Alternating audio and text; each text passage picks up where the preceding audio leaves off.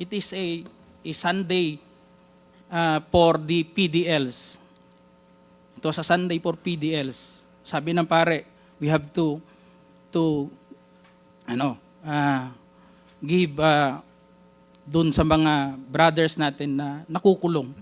Hindi ko nga akalain na I would be the one also to experience that nung sinabi ng pare. So, that's all, Your Honor.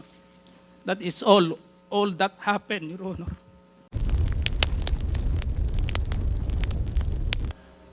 Perhaps, do you have a lawyer with you, Colonel Grijaldo? Nandito, may abogado ka ba? Would you like? Wala po, Your Honor. Do you want us to provide you a lawyer? No, Your Honor. Because your lawyer or lawyers that we can provide you will assist you on telling you what your rights are in this committee hearing. So, gusto mo ba mag-provide kami ng abogado? No, Your Honor. So, you will answer and reply to the questions of the members. Now, DSJJ? Yes, are you- Mr. Chair, maybe another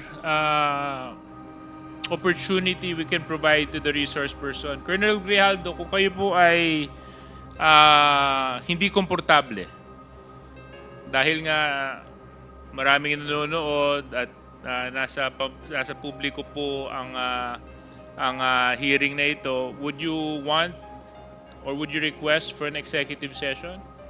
So that you can divulge the details and the truthfulness to the affidavit that you executed in the Senate hearing?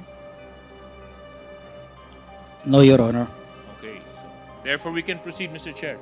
Please proceed. So, Colonel Grijaldo, matanong ko lang po, ano po ang nag-udyok sa'yo para i-execute tong affidavit na ito? Just I have said, Your Honor, during my opening statement in the Senate, it was Tuesday. We have a hearing here on Tuesday, and we ended up on the Wednesday on the event of the Typhoon Christine. And as I have said, I go back to my home, and dinibdib ko po yung nangyari sa akin, Your Honor. And I never told this to my wife that time for 2 days. Until such time on the Friday, I was informed by the PIHAW that I'll be attending a Senate hearing. So, naisabi ko dun sa asawa ko, Your Honor. And nag-a-argue pa kami kasi ayaw niya. Ako kasi gusto ko na may sabi. And sabi ko, we have to go on a Sunday Mass, and we need wisdom for this para mabigyan din tayo ng lakas ng loob para ma-resolve natin sa tayo kasi tayo nag-aaway. Nagkakaproblema. Hindi na rin kami nag-aano nun eh. So on the Sunday, it was on the gospel.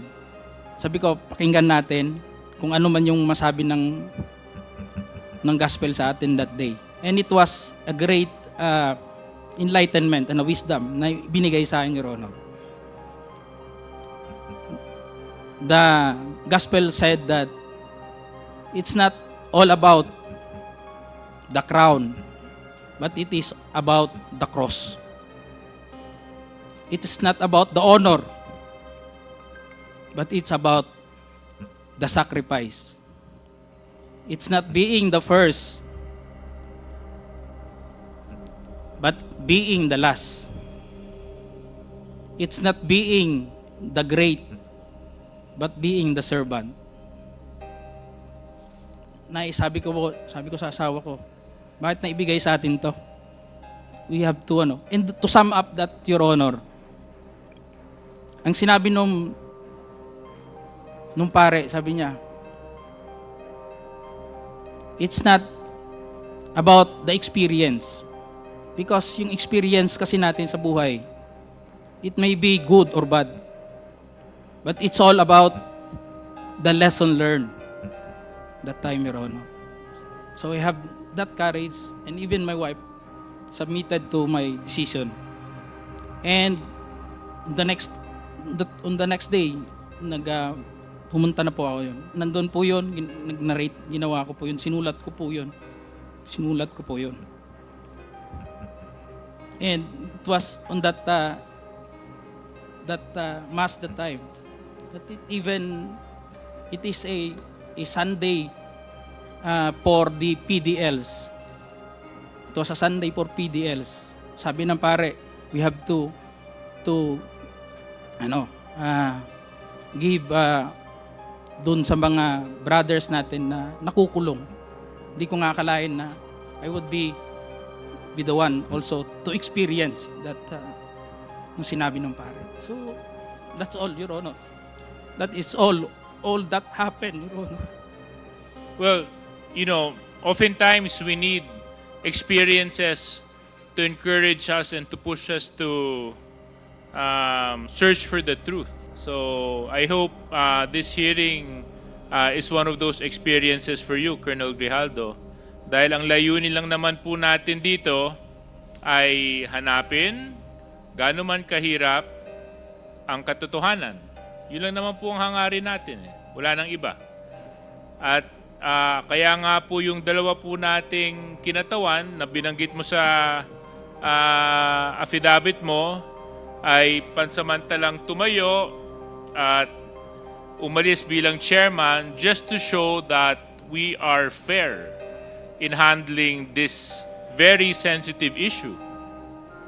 Because you made serious accusations in your affidavit, Colonel Grijaldo. And if indeed enlightenment has happened to you when you executed this affidavit, and you mentioned that you stand by your affidavit, so let's test whether or not it is the truth, Colonel Grijaldo. Yes, Your Honor. Okay, As so- I have said, I will stand by. I am humbled by my experience, Your Honor. I'm With sure this, you're Your Honor, but Mr. Colonel Grijaldo, I you will have to stand by understand. with my statement You have to under understand oath one in thing. the Senate, Your You have Honor. to understand And I one would like thing to lang po. invoke my One right thing lang po. to self-incrimination, Your Opo, Honor. but you have to understand one thing, Colonel Grijaldo. Okay lang po yun kung para sa'yo. Ang problema ho, ang dami mong dinamay eh. Kung para sa'yo lang yon, hindi sana natin gagawing issue to eh. Ngunit ang idinamay mo dito ay mga taong walang kinalaman o mga inosente. Eh paano naman po sila? Paano naman po yung mga karapatan nila? Paano naman po yung boses nila? Paano naman yung katotohanan nila?